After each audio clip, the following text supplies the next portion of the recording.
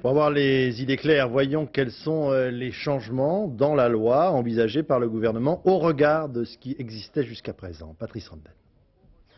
Avec le projet Chevènement, une simple attestation d'accueil permet aux étrangers d'entrer en France et d'y séjourner. Existe donc le certificat d'hébergement en vigueur sous la loi Debré. Le titre de séjour, tout étranger qui dispose de solides liens personnels et familiaux avec la France peut l'obtenir. Ceci entraîne la suppression de la condition d'entrée régulière en France. Le regroupement familial, le texte assouplit les critères de ressources des parents et réduit le délai de résidence avant demande de regroupement. Autre innovation, les consulats de France à l'étranger doivent motiver leur décision lorsqu'ils refusent un visa. Ce n'était pas le cas auparavant. Le droit d'asile, il s'étend aux personnes persécutées dans leur pays en raison de leur action en faveur de la liberté. C'est notamment le cas des intellectuels algériens persécutés par le GIA.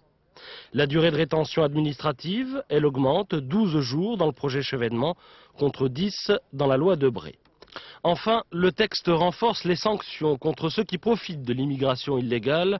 Les organisateurs de filières clandestines risquent désormais 5 millions de francs d'amende et 10 ans d'emprisonnement.